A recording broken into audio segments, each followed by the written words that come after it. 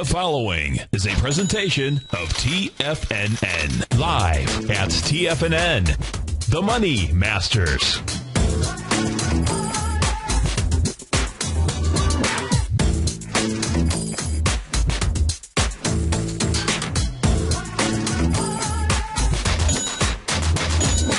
Now, the Money Masters. Good morning, Money Masters and Treasure Hunters. Welcome to the March 4th magnificent Monday edition of the Money Masters Show. I'm your host, Steve Rhodes, and thanks so much for joining me, folks. I'm grateful for your presence here today, and my outcome, as always, is to help you to become a better money master and to provide you with tools that empower human potential, because living up to each of our potentials, if that is a word out there, that is really what it's all about. So let's go take a look at one of our success secrets. The secret of success, folks, is learning how to use pain and pleasure instead of pain and pleasure using you. If you do that, folks, you're in control of your life versus your life being in control of you. Let's go take a look at who is in control of these markets out here. Is it the Bulls or the Bears? Right now, we've got the Dow down about 37 points. S&P's off just under 2. The composite down 4. Small caps are actually green out here, up 41 cents right now. Our call number is 877-927-6648. Leaders to the upside in the clubhouse, Priceline.com, PCLN up $10. That's up about 1 4/10%. Google up about 0.8%, up $6 and change. Stratasys, the big mover this morning, up about $5, up 7.5%. LinkedIn off up about 2%, up $3. Amazon up $3. Workday up 2. You've got Hess Corp up a couple points. Regeneron Pharmaceuticals, Lumber Liquidators, Target, and Salesforce.com, all to the upside and green. To the downside, Intuitive Surgical, what a wacky stock, what a wacky trading stock that has been as of late, down $18 now, off 3%. Apple down $4 and change, off a full percentage point. Netflix finally pulling back a bit, off $3.50 right now. Select Comfort. That is the one that is taking it to the mattresses this morning, down 15%, off $3 and change. Baidu off $3 as well. New Star down a couple of bucks. The rest being down under 2, being Celgene, Rio Tinto, Sofun Holdings, Palo Alto Networking, Lockheed Martin, Splunk. There's that Splunk. I remember that on a stock chart not too long ago. And Las Vegas Sands all down about a little over $1. Let's start off by taking a look at the index to see what it is that we have going on here. We're taking a look at the S&P right now. S&P cash trading out at 1518.75. What is it trying to do here? And right now, just trading sideways. Right now we had what looked like a shooting star candle that occurred here on Thursday. It's a form of a shooting star candle, but having traded really was just a sideways move because it was really still trading inside the bar from February 27th out there. So even though it looked like one and smelled like one, it really wasn't one out there. Of course, you did say that the Bears at the end of that trading session on February 28th certainly did take control. And, of course, the Bears thought they were taking control intraday on Friday, just simply to be run over by the Bulls. Now today, just simply a sideways move thus far. Trading above that 15, 14, 41. It's kind of a key level out there. That's the swing point going back into February 1st. But what was really happening, if we take a look at the S&P 500, the S&P 500 versus the SPY, we'll go take a look at both of them. The actual where the Bears really showed up inside the S&P was on the trading session here of February the 20th out there. The high was 1530.94. The high from the prior session, 1530.94. So 1530.94, that is really your area of resistance out here, set up by that bearish engulfing candle. Has not been tested. I suspect that it may be tested out here before the market gives us a signal whether it wants to move south or not. Now, the low of that trading session from February the 19th is 1519.79. 1519.79. If we take a look at the high and the close on Friday, the close was 1518.20. The high was 1519.99. So it did get inside there, and it did reject that. Now, if we take a look at the SPYs, let's move over and take a look at the SPY out here. And we're going to use really the same set of data, same data points, I should say. We're going to use the February 19th level. Now, the low on February 19th is 152.16, 152.16, and that had 95 million shares.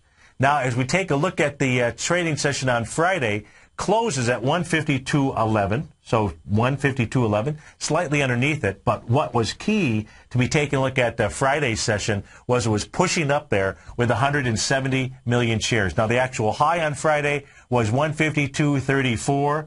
152.34 gets inside the swing point, closes back below it. But when you come into a swing point with volume, and that's exactly what was taking place on Friday, it says that you're at least going to go up there and test it. So we got to take a look at today's highs, because the high of Friday, 152.34. The high today so far, 152.09. Still has not tested. So at a minimum, what the spies need to do is they need to at least test Friday's high to give you any kind of feeling, and it would have to do it with less than 170 million shares to have any comfort of being on the short side just yet, in my opinion.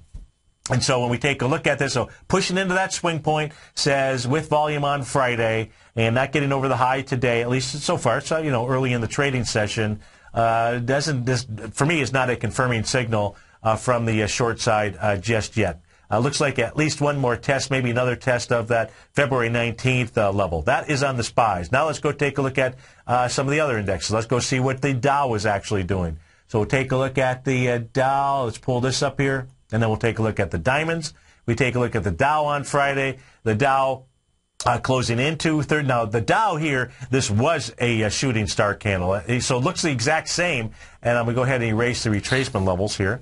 Let's do this. We'll clean this up a little bit. So it's got the exact same shape as the candle that we looked at on the S&P 500. But this was coming at highs. That makes it a shooting star, and versus the S&P 500, where it looked like it was the same candle shape, but it really was not a shooting star. What's the importance of understanding all that stuff, folks? Well, the importance there is understanding whether it's reversal signals, also being able to identify areas of support and resistance out here. The real resistance level now inside the Dow is going to be the high of 14,149.15. That is that shooting star candle from February 28th out there.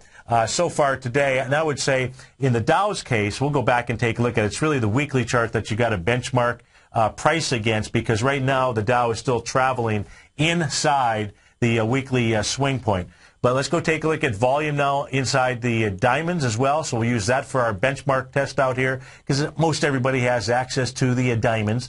And as we take a look at the swing point where that shooting star was, and this was the candle session from February 28th, that had 11.4 million shares up there. And on Friday's session, in my opinion, really erased that shooting star, by the way, just simply because of the close. But it was moving up with lighter volume, 6.5 million shares out there. So I'm still going to use the top. I'm still going to use the high as a resistance point, but it's kind of what I'll call a very suspect with regard to its ability to be able to hold that resistance. And the diamonds, that level was 141.31. Again, there were 11 million shares up there. Today, just an inside day, even with the Dow being off 52 points. Not a whole lot of information really being released to us. But the diamonds, though, moving up into that trading session. Now, one of the trading sessions I'm referring to is the shooting star from the day before.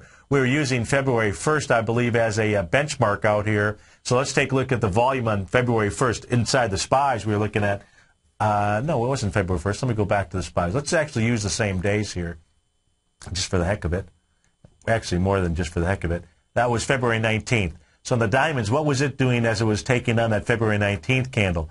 February 19th had volume of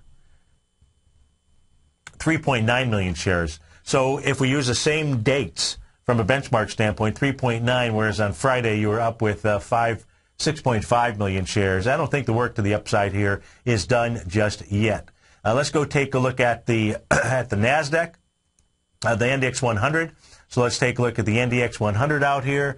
Let's see what that was. Let's see what it's doing today and see what it was doing on Friday. And kind of important here because you do have Apple below its swing points. And even though it's on lighter volume, Apple going to go ahead and complete its A to B equals CD down. That will put some pressure here inside the NDX. But the pressure that you're going to want to be paying attention to inside the NDX, if you take a look at what Friday's session did, Friday's session tested both the high and the low. And what I'm referring to is really the January 2nd level.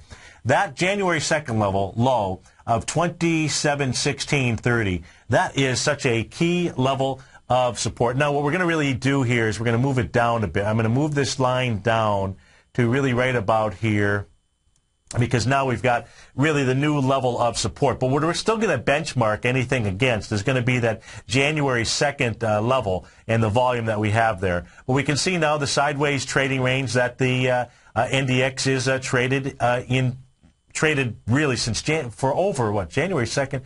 For 2 months, over 2 months now, just really been trading sideways out here and not being able to bust down the lows. And that's important. As we take a look at the ETF structure out here, as we take a look at the Qs, it's even easier to see. 6648 is the number on the Qs. And if you take a look at the volume out here, as it broke out on January 2nd with 70 million shares, you know, anytime, even the biggest day down, even the widest day down was 40 million shares on February 25th out there. In fact, if we come back to 45 million shares on February 21st, just not enough volume to break it down. And that's really going to be a key here is 6648. Even with Apple cracking a bit more on Friday, you still had the Qs were able to finish higher than Thursday's session. So I would say that 6648 is one of those numbers that you're going to really want to pay attention to.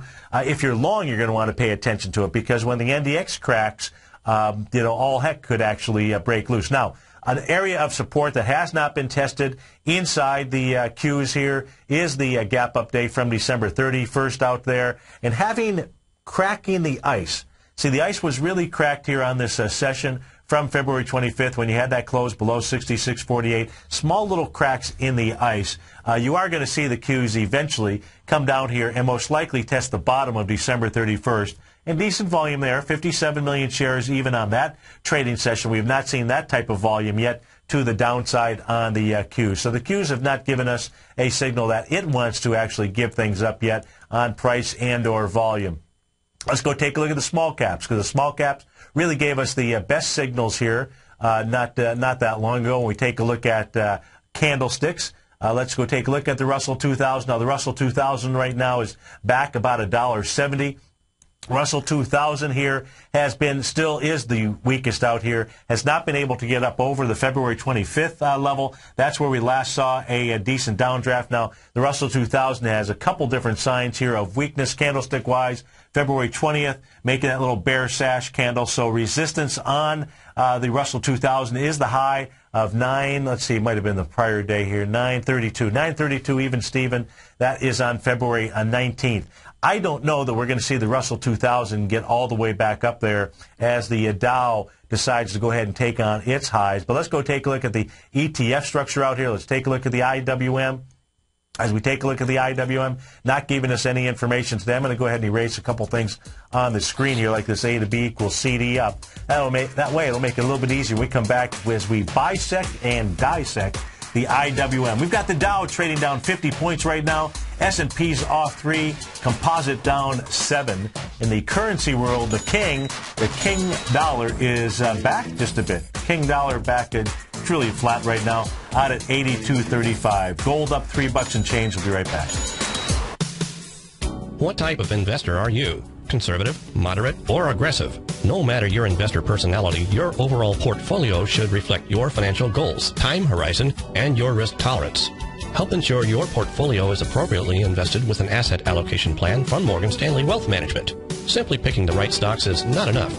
Research has shown that choosing the right proportions of stocks, bonds, and cash is essential to the success of your long-term investments. Morgan Stanley believes a carefully selected portfolio can lower volatility and increase investment return potential. Find out about what an asset allocation and a Morgan Stanley Wealth Management financial advisor can do for you. Call Angela O'Brien, First Vice President and Financial Planner of the Clearwater, Florida branch at 727-441-6108 today to discuss your personal financial needs. Asset allocation does not assure a profit or protect against loss in declining financial markets. Investments and services are offered through Morgan Stanley Wealth Management, LLC. Member SIPC. with the launch of Tiger TV. TFNN has brought our programming to the next level. With Tiger TV, you can gain access to each host's charts and computer screens as they host their daily stock program. Whether it's Tom O'Brien, Steve Rhodes, Basil Chapman, Ken Shreve, David White, Larry Pesavento, Victor Jones, or Carol Martin, you can catch all of our technicians hosting their programs live and archived on Tiger TV for your viewing pleasure 24 hours a day, 7 days a week. If you haven't checked out Tiger TV, then visit TFNN.com and see what you're missing. You take a hands-on approach to managing your investment strategy. You're always looking for the next trading opportunity to magnify your perspective. Direction Shares connects sophisticated traders with a powerful array of ETFs from a wide range of asset classes. The markets may go up and down, and you want tools for both sides of the trade. Discover how we can help at DirectionShares.com today. An investor should consider the investment objectives, risks, charges, and expenses of the Direction Shares carefully before investing. The prospectus and summary prospectus contain this and other information about Direction Shares. To obtain a prospectus or summary prospectus, please contact Direction Shares at 800-851-0511. The prospectus or summary prospectus should be read carefully before investing. An investment in the funds is subject to risk, including the possible loss of principal. The funds are designed to be utilized only by sophisticated investors such as traders and active investors employing dynamic strategies. Investors in the fund should understand the consequences of seeking daily investment results, understand the risk of shorting, and intend to actively monitor and manage their investments. Distributor Foreside Fund Services, LLC. Many of our new listeners have heard about the Tiger's Den, but wondered, what exactly is it? The Tiger's Den is a lively community where professional traders and investors can meet, exchange ideas and information in a comfortable, moderated atmosphere. Hear all of your favorite TFNN shows, plus see all the charts as they happen live during those shows, and have access to all those charts. You can test drive the Tiger's Den absolutely free for 30 days. It will greatly enrich your knowledge of these markets. Details on the Tiger's Den are on the front page of TFNN.com. McEwen Mining is a high-growth, mid-tier producer in the Americas with a market capitalization of $1 billion. Experienced mining executive Rob McEwen, as chairman, CEO, and president, owns 25% of the outstanding shares of McEwen Mining and has put in place an ambitious business plan with the goal of qualifying for inclusion in the S&P 500 by 2015. With $70 million in cash and liquid assets as of the end of 2012 and completely debt-free, McEwen Mining is poised for growth. Production in 2013 is forecasted to grow at 24%, reaching 130,000 gold equivalent ounces, and over the next 3 years, McEwen Mining projects that their production will increase to 290,000 gold equivalent ounces, almost a threefold increase from last year's totals. If you'd like to find out more about McEwen Mining, click on their banner on the front page of TFNN.com or check them out on the NYSE or TSX under the symbol MUX. This segment is brought to you by Goldfields. For more information, just click the Goldfields banner on the front page of TFNN.com.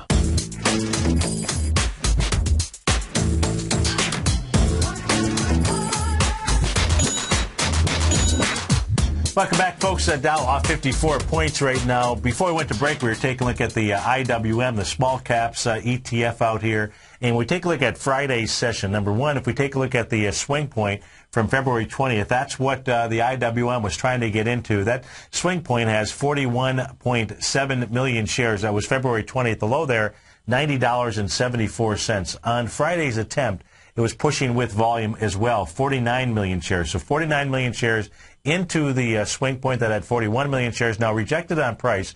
Again, the low is 90.74. The actual close on Friday was it closed inside there. 90.89. So it closes inside there. Now, what it's also going against, so it's a little bit more complicated when we take a look at the IWM, because the IWM also going against this little downdraft here from the 25th out there. Did not get up to that high, which was $91.53. That has 53 million shares. Right now, today, just really, again, traveling sideways. Let's see if the IWM got over the high of Friday.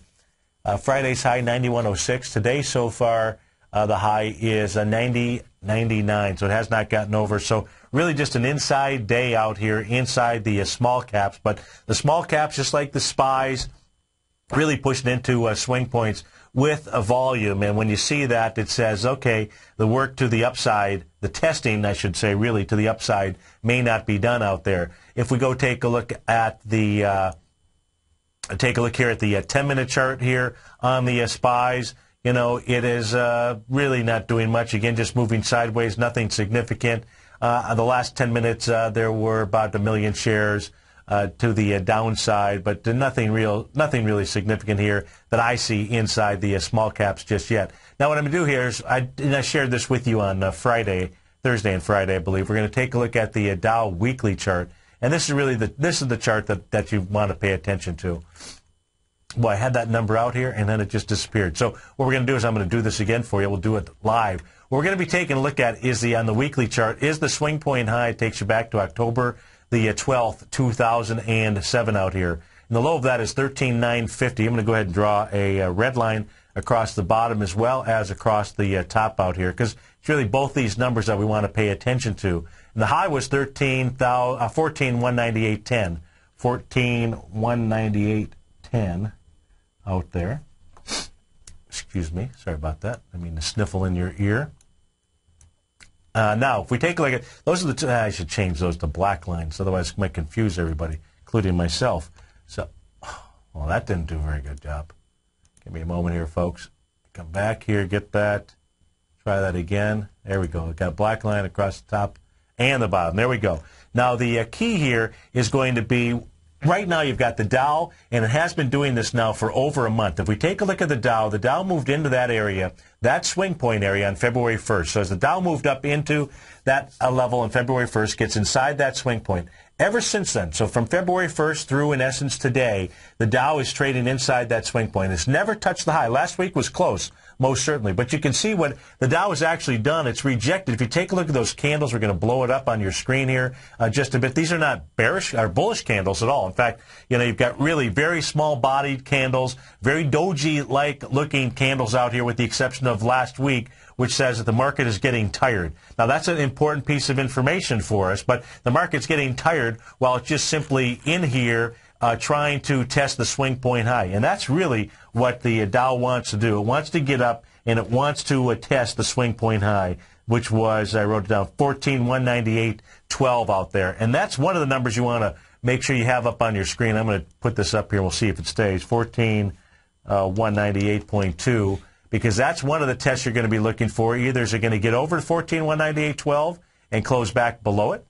And if it does not close back below it, well, then it can move on to higher ground. Then we'll take a look at other patterns that are out there. But if we take a look at if it gets up above it, closes back below, we might then have a rejection of a swing point high on lighter volume. We'll just have to see what the volume is.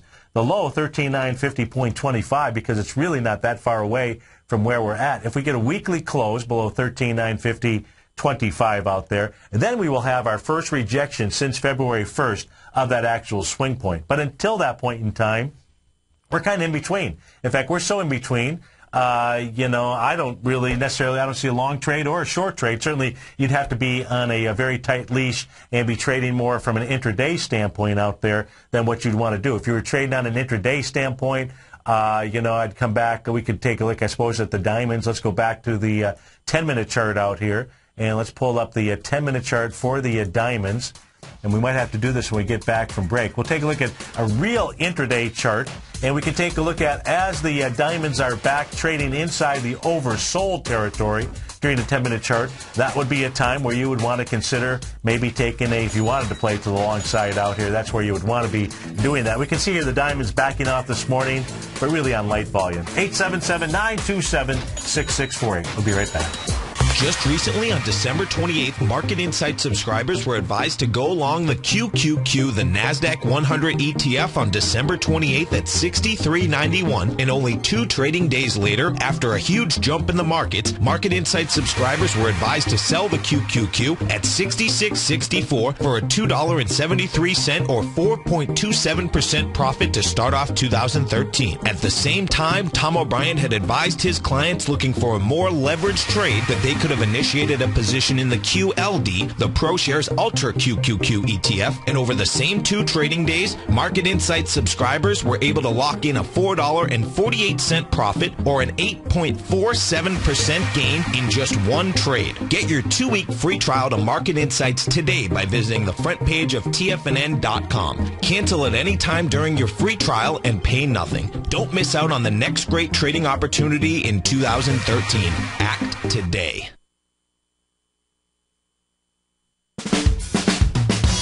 If you're an investor looking for a great weekly investment newsletter, then now is the perfect time to try out Ken Shreve's Ultimate Growth Stocks. Every Tuesday, Ken breaks down multiple sectors in his weekly newsletter, Ultimate Growth Stocks, with a full in-depth report including specific trading recommendations within his model portfolio, charts, sector analysis, upcoming economic data, along with intra-week trading updates on newsletter positions whenever the market dictates. Right now, you can receive a full month, that's 30 days, to evaluate Ken's newsletter free of charge to see if it fits your trading plan. At less than $75 per month, Ken provides you with his expert trading advice that can pay for itself in no time. Take advantage of this great offer by signing up for a 30-day free trial to Ken Shreve's Ultimate Growth Stocks today. Don't let this offer pass you by. Visit the front page of TFNN.com and sign up now. Daryl Martin coined the phrase diagnostic trading, and we're happy to announce that his diagnostic box spread analyzer has finally been released.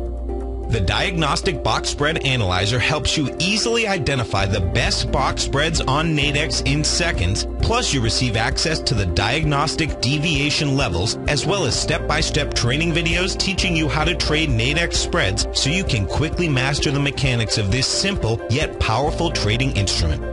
By pulling live data from the Nadex exchange, the Diagnostic Box Spread Analyzer does all the math for you, calculating risk, reward potential, distance to break even for both outright spreads and spreads used to hedge the underlying market.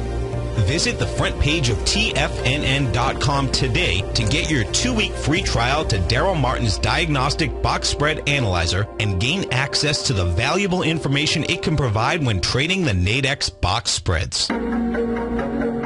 Has the current market volatility continued to stop you out of trades when the market spikes against you?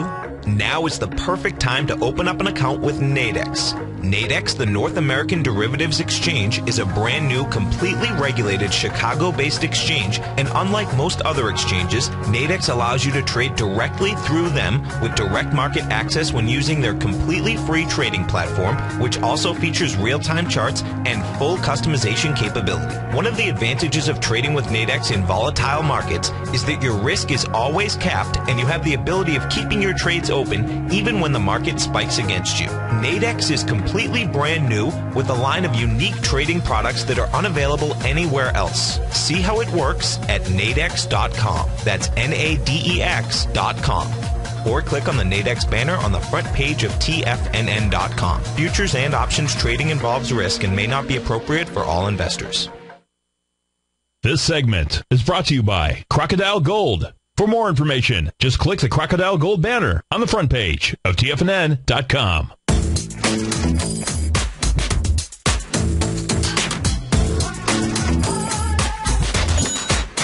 Welcome back, folks. Dow off 49 points. Just a quiet market out here. No volume to the upside, to the downside whatsoever. On the diamonds chart here, we're looking at the 10-minute chart.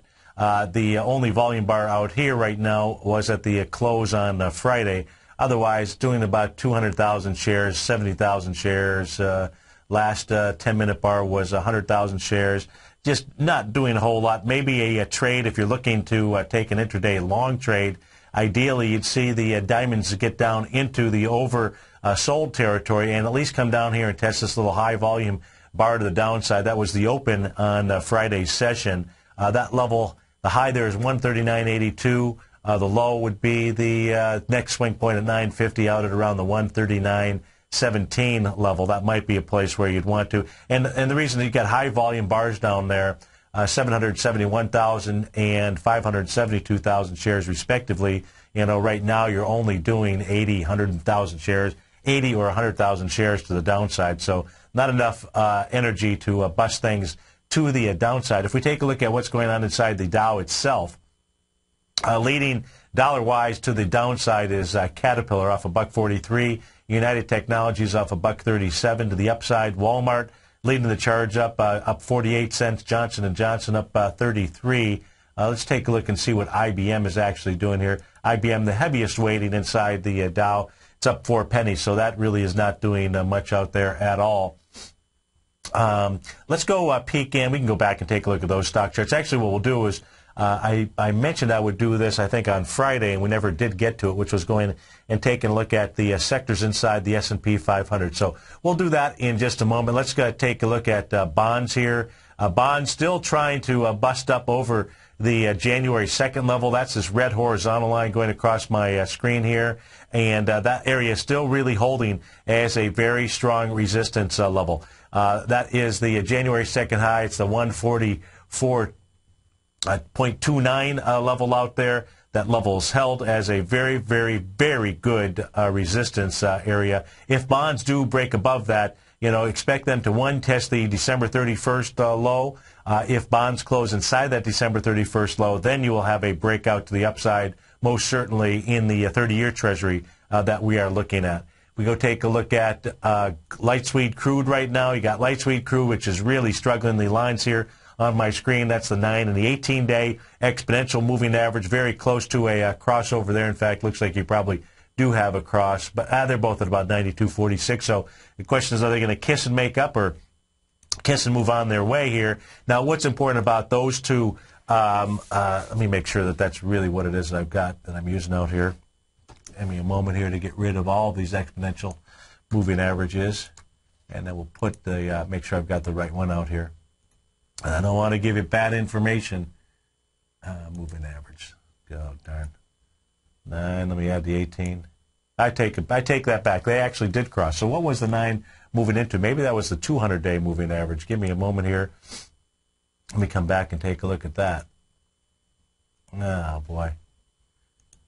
I'll do it during the break. I'm not going to bore you right now with it, so since I'm not sure which averages I actually had up there. But let's just take a look at light sweet crude and see what it is doing. So what it is doing out there, you can see moving lower, getting into the oversold condition. If we take a look at retracements here, we'll come off the most recent swing point, which is December the 11th. That's the swing point low. The swing point high out here is going to be January 30th. You can see it just sitting at sweet 618, $90.16 is the 618 retracement level to the penny. $90.21 is where light sweet crude is trading at right now. If light sweet crude can bust through this level, it should move down into the about the $88 and change level. Of course, we can always take a look at the retracement from the real swing point low. I just used the most recent swing point low, but if you go back a little bit further, all the way into the November 8th, 2012 time frame, from that swing point low all the way up to the high that was put in.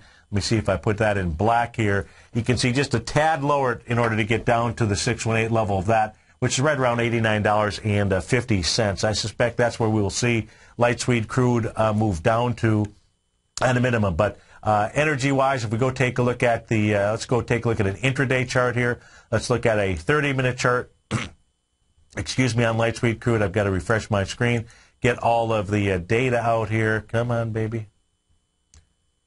Give us a second for this computer to catch up. There we go. So as we take a look at light sweet crude, has not there's no the bullish there's a bullish engulfing candle, so some support here intraday is really going to be at about 3:30 this morning. You had as light sweet crude had moved down and was testing on lighter volume. It was testing this most recent swing point from about 2 o'clock on Friday.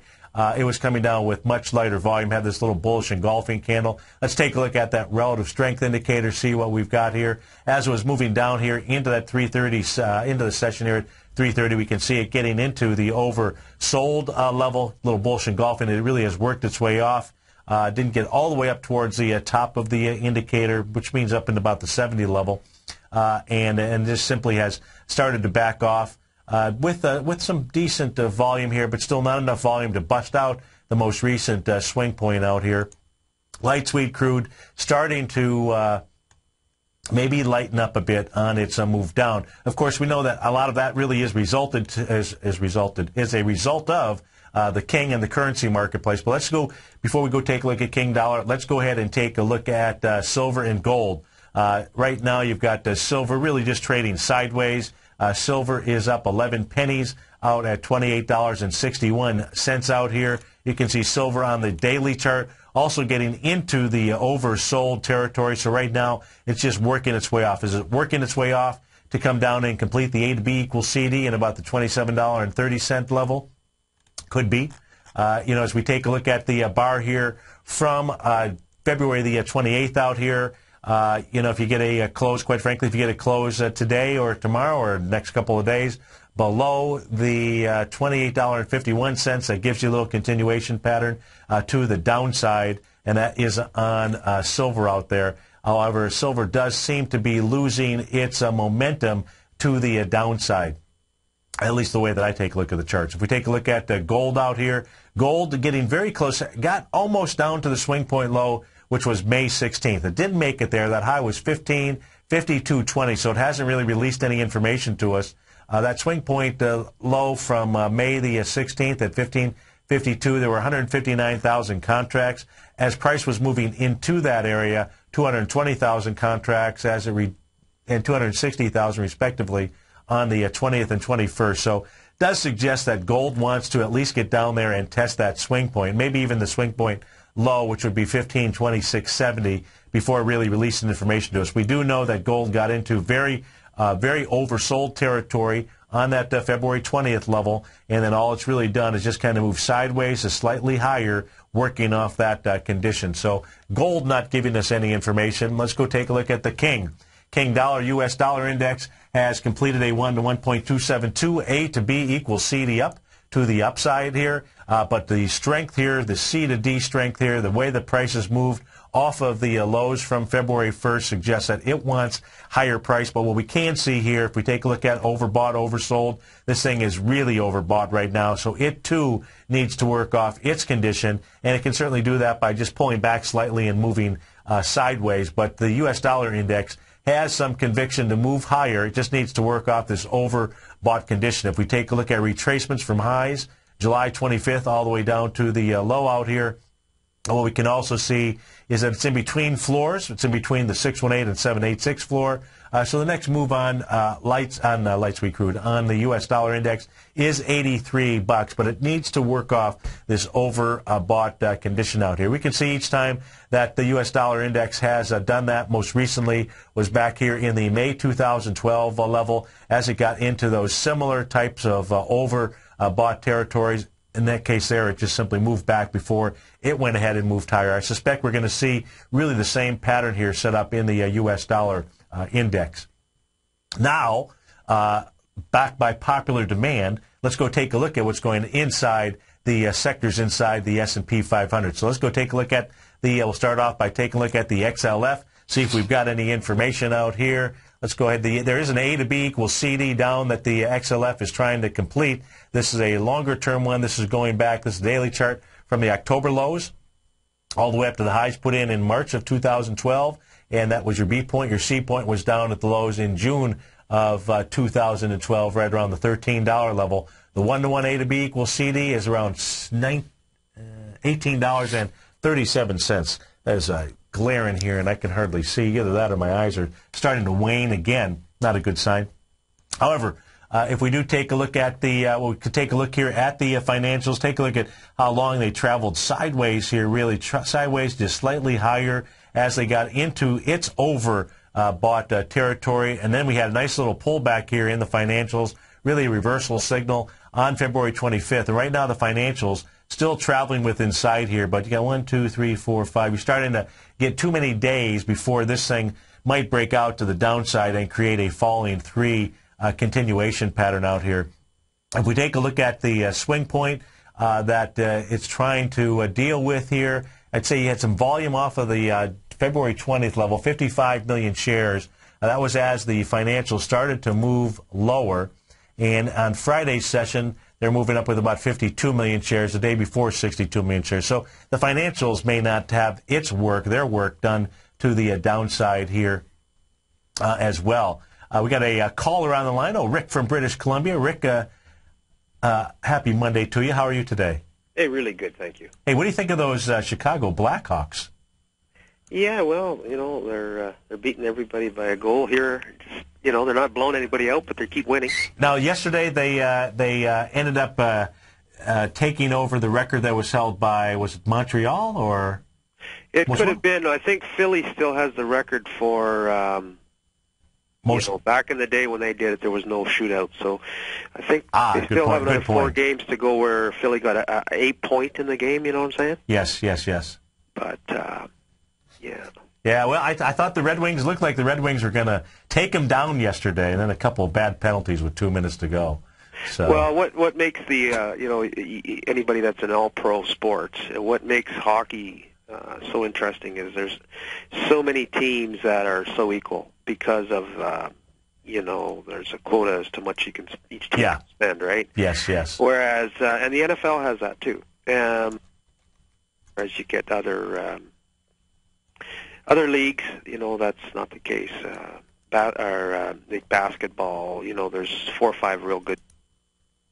Baseball, same thing, right? Yes, absolutely. And it's pretty tough for teams that don't have the cash. Yes, that's for sure. That is for sure. Well, it's fun. I actually hadn't been watching any of the Chicago Blackhawk games, but I did watch yesterday's, and mostly because they were playing against the Wings, and good team. So it's exciting. Yeah, it's exciting. Hey, the one thing I'm looking for, which to me argues for the bullish case, which I have a hard time believing yet, but anyways, it looks to me like I'm looking at copper, which is the K contract. I believe it's May. I think it has the most volume. Yeah.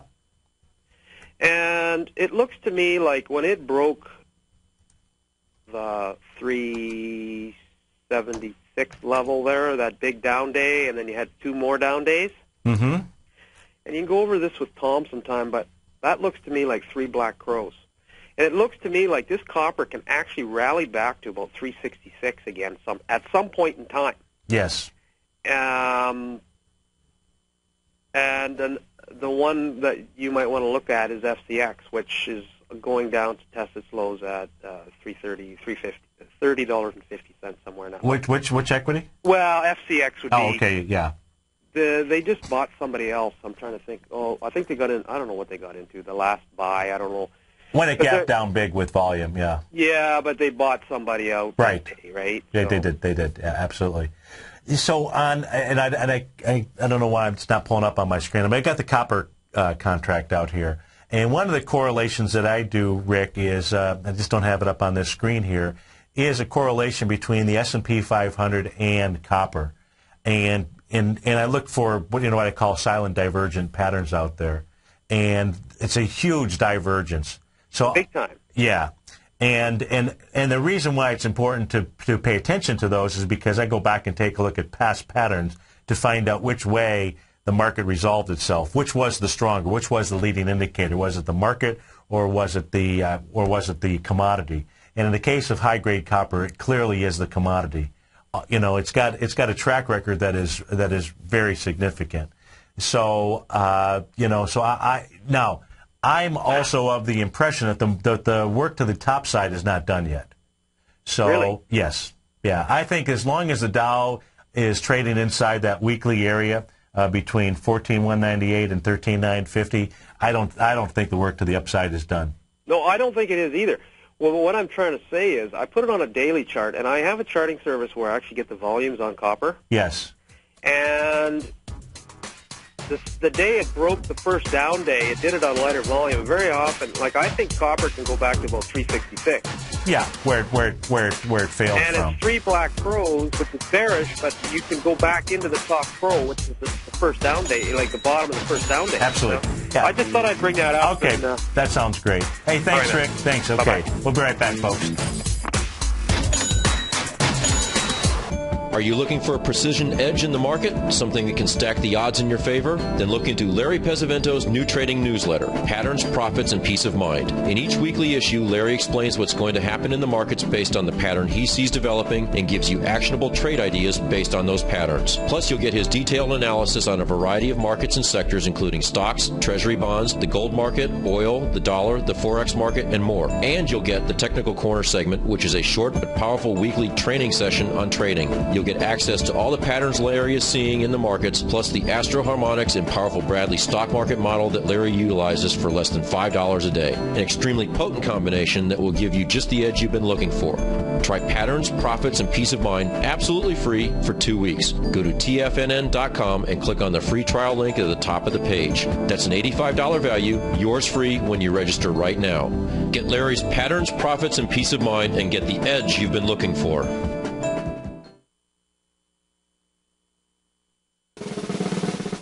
Tom O'Brien's weekly newsletter, The Gold Report, has helped subscribers for over 10 years navigate the high-risk world of exploring and producing gold companies. And now's a great time to sign up for a free month-long trial to see the kind of insight that Tom delivers for his subscribers on a weekly basis. Every Monday, Tom O'Brien issues a quick update on the metal market, giving you his take on the HUI, XAU, GLD, dollar, bonds, and much more. Tom follows Monday's update with a full gold report, which is delivered to subscribers Tuesday afternoon with detailed coverage of 24 separate gold or metal stocks, as well as another 10 to 15 stocks that he lets you know are on his potential watch list. Get your month-long free trial to the Gold Report today by visiting the front page of TFNN.com. Don't spend another year navigating the metal markets on your own. Act early in 2013 and make the most of your gold and metal market investments.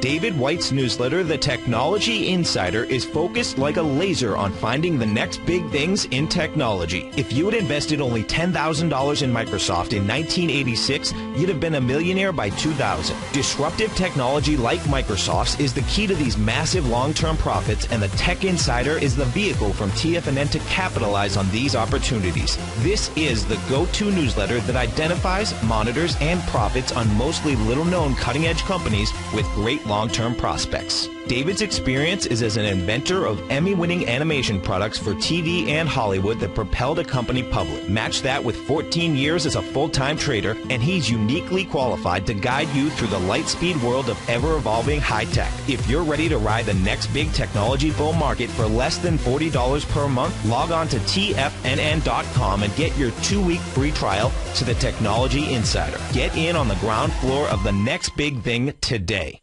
Let me tell you something, folks. I have people coming up to me saying, I just can't believe the amount of work that Steve does on his newsletter. And I says, I absolutely agree.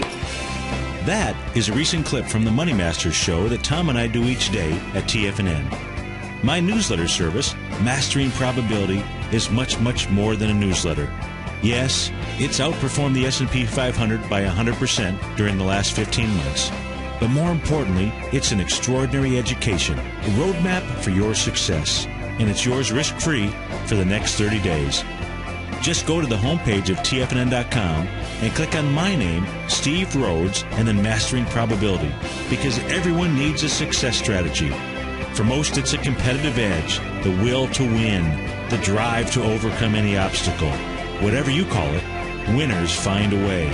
Find your way to Mastering Probability today, because your journey to extraordinary rewards is just one click away. Catch Basil Chapman as he uses his Chapman Wave methodology to call the markets. The Tiger Technicians Hour, next on TFNN.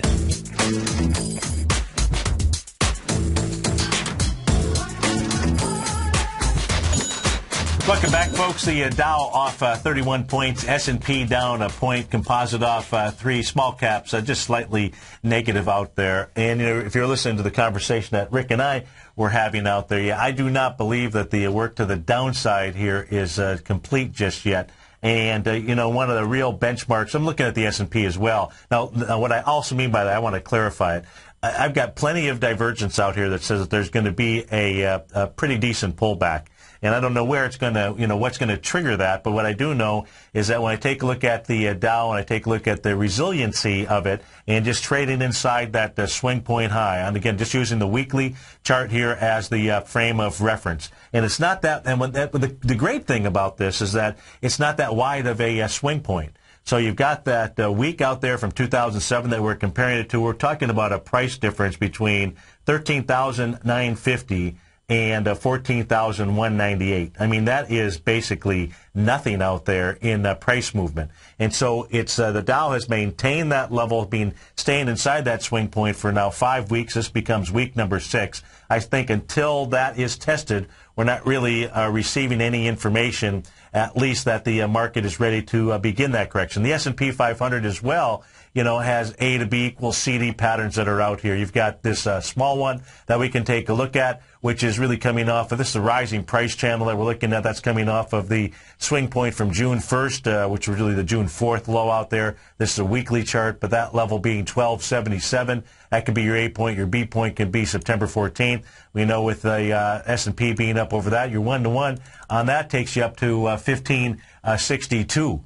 Right around 1562. Well, that is that's a short term, right? If you take a look at the long term, A to B equals CD up here, you'd come off of the March lows. That's your A point. Your B point was the top of the rising price channel back in the April 30th, 2010 time frame, and then all the way back down here, you've got 1563.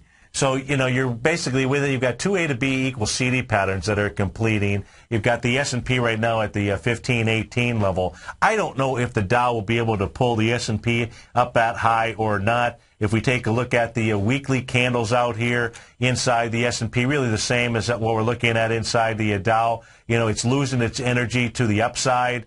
These here kind of like high wave candles, doji-ish type candles the last couple weeks. It just means that the market has lost its way. I still believe that way is a little bit further testing to the upside before we start to see the market crack. But I think, you can take a look at the Dow out there. You can use those levels, and on a weekly basis, if you get it close below 13,950.25, I don't care whether it got to that 14,198 level or not, the Dow would be giving us a very big piece of information. Now, the question would be, would it be breaking and closing below that 13,950.25 on volume or not out there?